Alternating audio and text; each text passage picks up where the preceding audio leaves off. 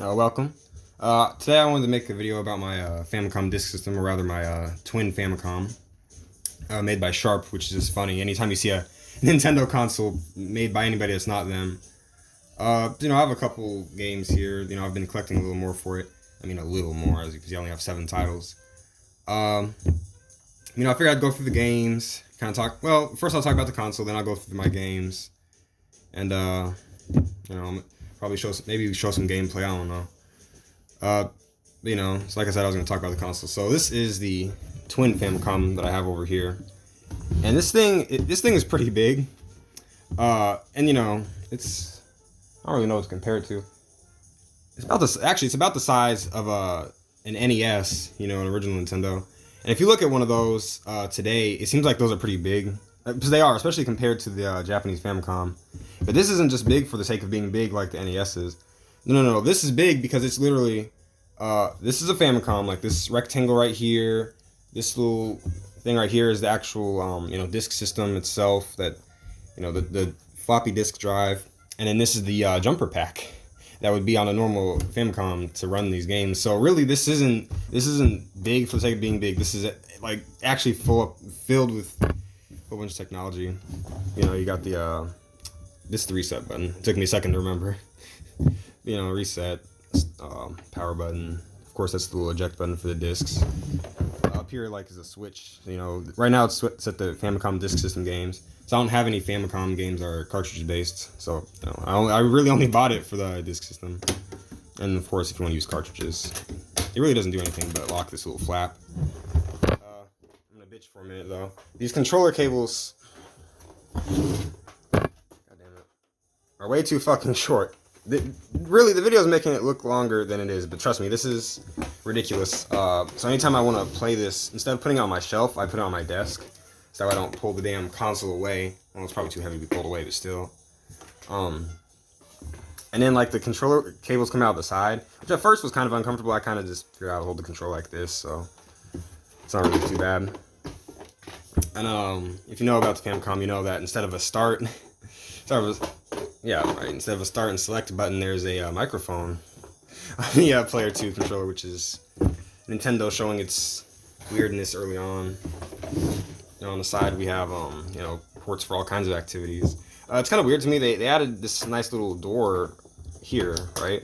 But for this port, it's just this cheapy plastic cover. It almost makes me think this isn't official, like somebody lost a real cover at some point in this thing's life.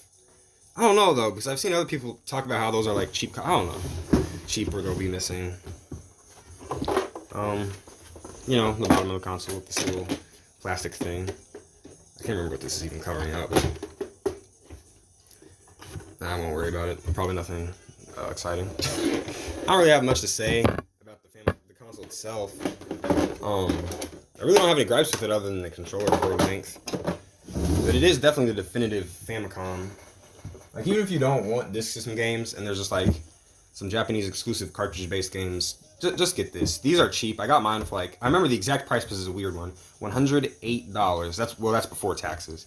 That's just a weird price, $108. I don't know.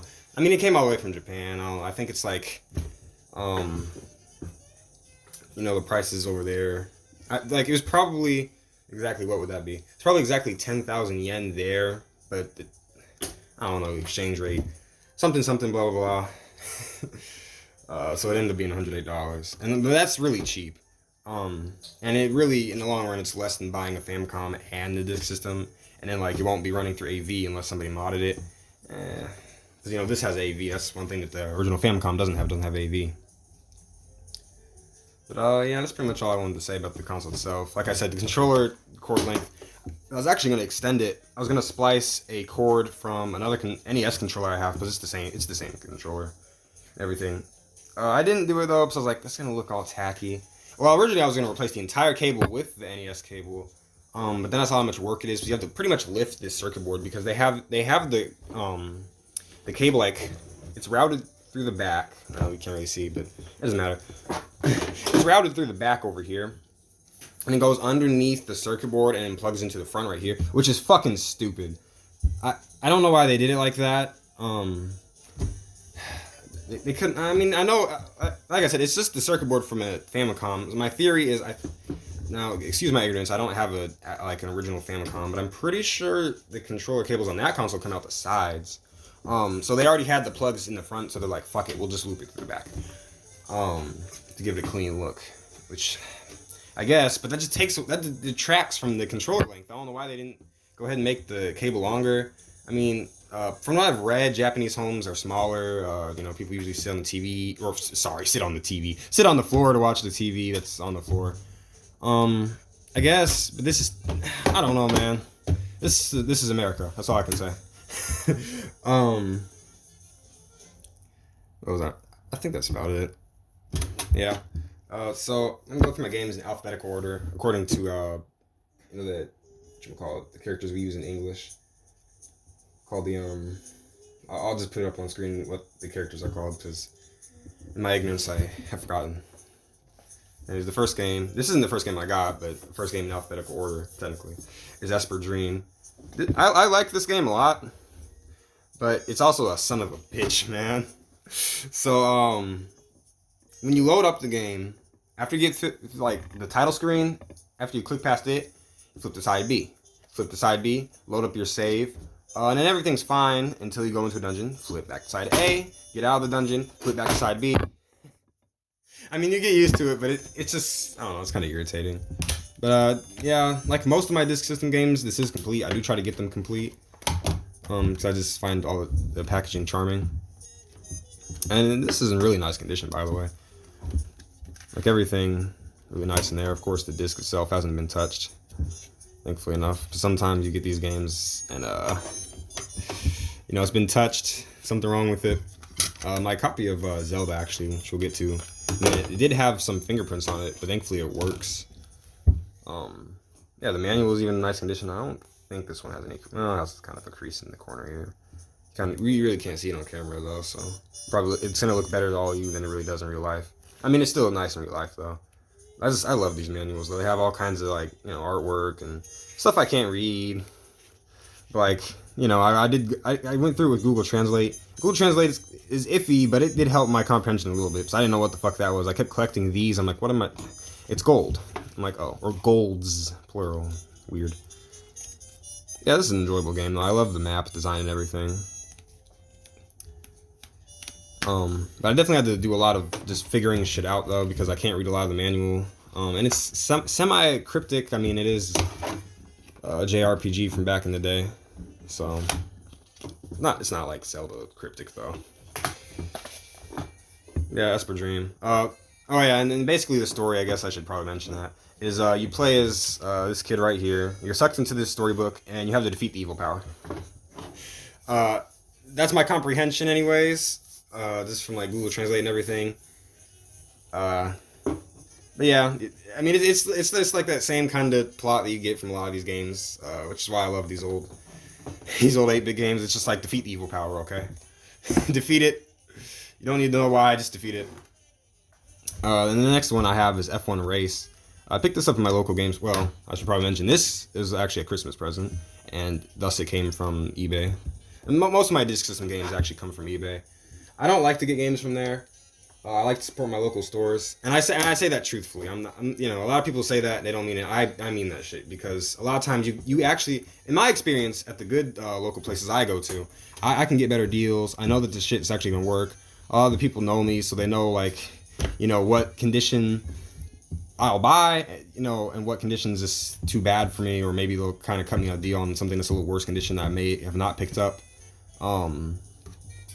But yeah, I definitely prefer to go local, but for Disk System games, I rarely see them in stores. This and Zelda are the only ones I've seen, and they're both my not complete copies. So that's why I just kind of have to get these from eBay. F1 Race, it's a fun little racing game. There's nothing really special about it, I guess. I don't know. I just enjoy it because it's a top-down perspective racing game, so it ages better than other racing games from the 8-bit era. I guess that's how I put it. I don't really have anything to say about F1 Race. It is one of the blue cartridges, which means instead of the disc being exposed, it does have this little springy cover. I'm always paranoid of messing with, but I probably shouldn't mess with it. Probably gonna break it. Yeah, I picked that up for $5, which was nice.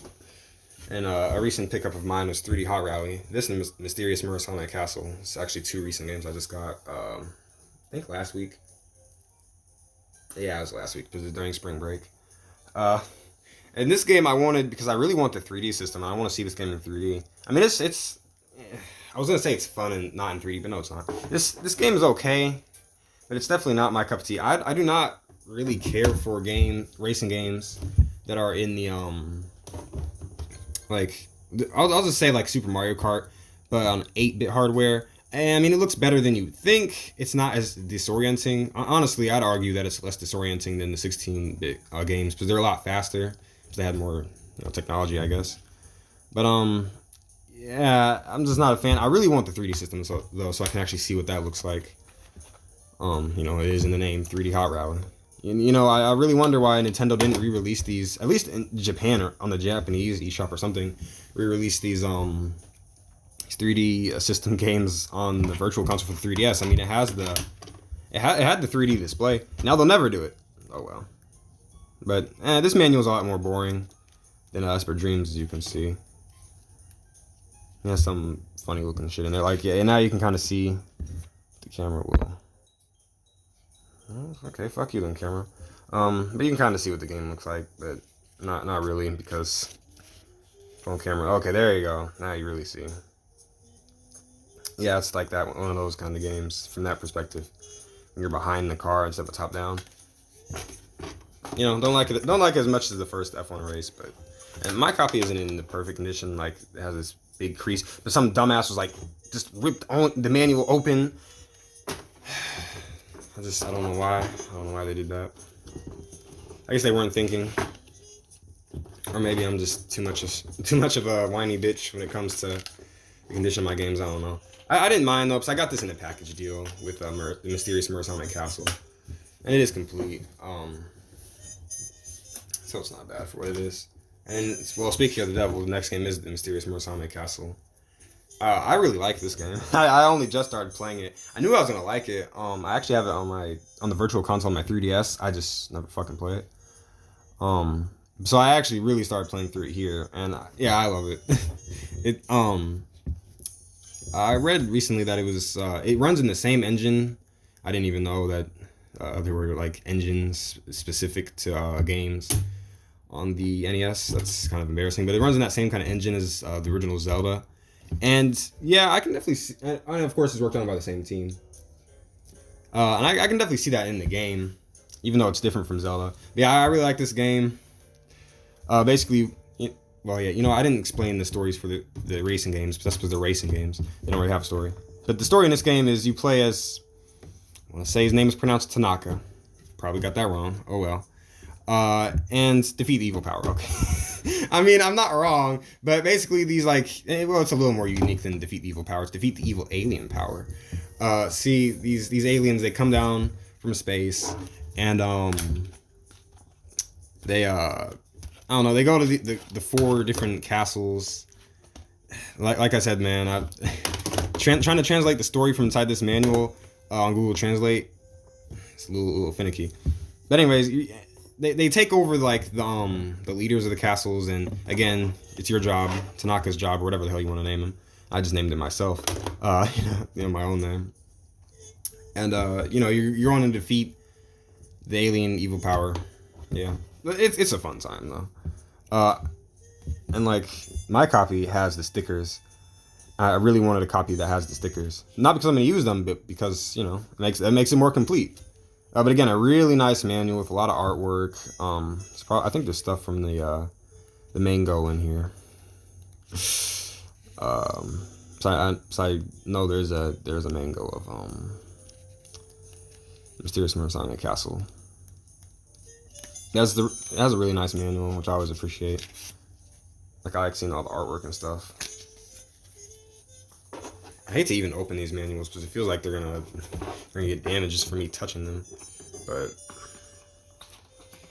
what the hell is the point of collecting if you don't play with your collection? Well, unless you collect like comic books or something. But see, that's why I don't collect comic books. That's boring. All you can do is just like put them in a box. You can't even fucking look at them. But games, you can play those motherfuckers. A lot of collectors say you shouldn't, but I don't fucking care. I'll fuck, I own it. I feel like there's something else I want to say about Mysterious Mirror Castle. Maybe. No, not really. Okay. The next game, The Legend of Zelda. Let's see.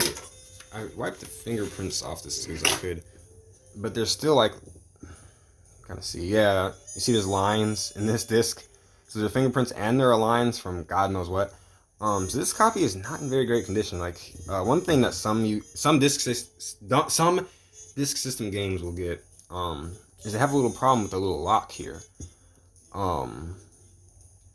And it will cause all kinds of problems. It'll make you think your system is fucked, like the belt or something is wrong. It's not. It's this little thing. You have to put tape over it. I didn't know that because I saw tape on there when I got the game. I'm like, well, why the fuck's that there? I took it off, tried to load the disc, didn't work. I was like, whoa. And I had to research, and it's like, oh, we might have to put tape over it. I'm like, oh, that's why that was there. So yeah, I would like to replace my copy in the future, to be honest. Yeah, this was a really early pickup for me, or not recent, but a game I picked up for the Disk System, probably like only a couple weeks after I got it. And this is the only other game I found in store. This one for not $5, and it has like these Japanese characters on the front. I want to say it's from a game store or something. I don't know. I thought that was kind of cool. But anyways, I'd like to replace this copy in the future with a better copy, especially one that's completely, complete. I've mentioned this game before in I believe my collection video, like where I showed my whole collection. And again, I'll say the graphics are different. It's probably because I run these games on an HD TV because I don't have a CRT. But the graphics look different. The sound is better, but I just prefer the original NES one, and it's just because everything is in English. I can't read jack shit in this one. I kept having to pull out Google Translate. That's purely me being dumb American. You son of a bitch. Next one we have is Ultraman. This is, funny enough, my Disk System game that is in the best condition. I don't know why, but whoever had this, they took care of this motherfucker, and I'm really happy about that. It's always nice to get games that are in really nice condition. Basically, the whole premise of this game is you're playing as Ultraman. Before you start out the stage as a little guy. Excuse my ignorance. I never watched any of the Ultraman show or anything. So that was before my generation. My dad did though. When he saw this game, he's like, "Son, that's awesome." Getting things from when I was a kid. But anyways, it plays this little guy. You're going through the stage, and you have to collect power to fill up your bar, and then you turn into Ultraman, and then you're an unkillable god. And you can just kind of run through the stages, kill all the monsters and everything. But you're a one-hit wonder. You get hit once and you're dead as a little guy. But as Ultraman, you have an actual health bar. The game is pretty intolerable though if you just try to play as a little guy. Like, fill that fucking meter up, man. Fill that power meter up. But like I said, this game is definitely in the best condition out of all my Disk System games. It's like it reminds me of a couple games I'll see for the Disk System. They are brand new and sealed, and they're not too expensive.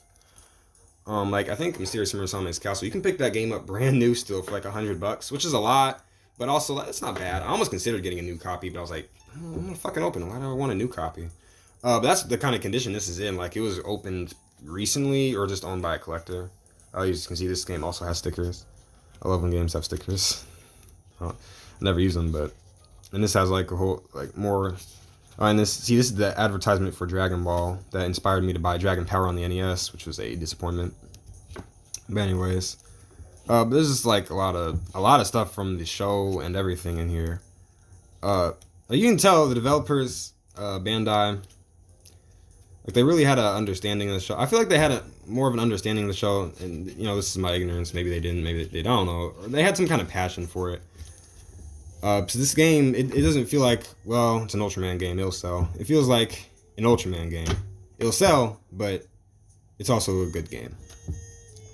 But everything is in really nice condition. There's not a whole bunch of scratches on the plastic here or anything.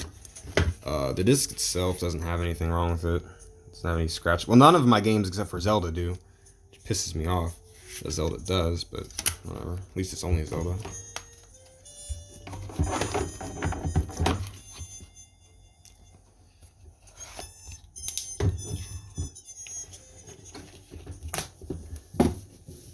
Alright, and then the final game is... Oh, yeah, talked about this game in my previous video. Volleyball / Super Mario Bros. 2. You know, this is nice. This is the first game I picked up just because I wanted to test out my disc system. And the bonus is Super Mario Bros. 2 is on it. I tried the volleyball game once, but, you know, it's fucking volleyball, man. I don't care about it. I want Super Mario Bros. 2. You know, I was like, that's the game I've really tried out. Yeah, Super Mario Bros. 2 is hard as shit. Oh, I remember what I was gonna say about the mysterious murders on it. You know what? I'll say it here in a second. But yeah, a lot of these disc system games, since they're on floppy disk, you know, you can have one game on side A. Well, this isn't technically side A, but well, oh, it is actually. It is actually. Never mind. I'm right. You know, you could have one game on side A, which in this case is volleyball. Take it to a kiosk and get another game written on side B, which is Super Mario Bros. 2. Whoever did that back in the day. Thank you. Because otherwise this game would just be one of those things in my collection I'd never fuck with. Now I sometimes fuck with it. That's so much better, I know. Okay, see, now I know what I was going to say about the mysterious murders on that castle. I was going to talk a little bit about, a lot of people, I hear them ask, like, why did they never bring this game to the West back in the day? My theory is that the East still didn't know that. I feel like it still wasn't super mainstream. Like Eastern culture wasn't super mainstream in the U.S. In the 80s, and they were like, "Well, we could bring this game over, but we don't know if it'll do that well. It would have done great." But they didn't know that. They didn't know that, so they're like, "Eh." If they did, they probably would have changed it to a more like, you know, like whatchamacallit, probably British medieval kind of tone. Like they would probably change a couple sprites, would have changed the story, or I don't know, just something like that. And honestly, I'm kind of glad they didn't do that. So that'd make the US version of this game kind of bad. And I guarantee you that this game would be more expensive because like people would be like, oh man, you gotta get the Japanese, the disc system version because it's better. And then also Nintendo would never re-release this version if that was the case. So it's probably better that they didn't. I mean, they still technically don't ever re-release this game in the US except for on the 3DS Virtual Console, which was kind of funny. And I kind of feel like Big Dick Mike for owning it. And if you did, and you're not gonna know this, but Big Dick Mike is it's a character I came up with one day when I was playing Mario Party on the N64 with my friend.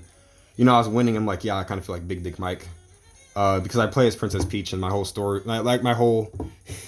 There's a reason that this video isn't for kids. Now, my whole reasoning behind playing as Peach is because I'm like, nah, Peach is actually a man. She has a 10-inch penis. So yeah, Big Dick Mike. I might cut that out of the video. But anyways, but yeah, I feel like just they didn't think the game would sell well. They thought they'd have to change things. They didn't really want to. That's why they never brought the Mysterious Murders on the Castle to the U.S. I'm recording this after I recorded the initial video. I didn't think the gameplay was very enticing, so I'm cutting that out of the video. Believe me, you wouldn't want to see it anyways.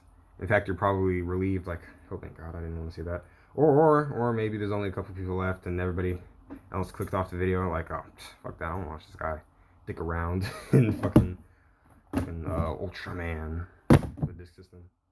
But yeah, that's pretty much all I wanted to say about the Disk System and the games I have. It's definitely it's my favorite thing in the collection. Like, not my favorite console of all time. That'd be the Wii. But it's my favorite thing that I have. One of my favorite things to collect for. Well, my favorite thing to collect for is the NES because the games are cheap as hell, and they can actually be pretty good even if they are cheap. But anyways, but yeah, it's one of my favorite things to collect for. It's like my favorite piece in the whole collection. For a while it was my red Wii, but it's definitely my twin Famicom now.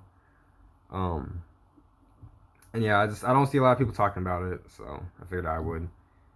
But it's gonna stay in obscurity anyways. I mean, I don't have a huge fan base or fan base at all actually, so it doesn't matter. But bye.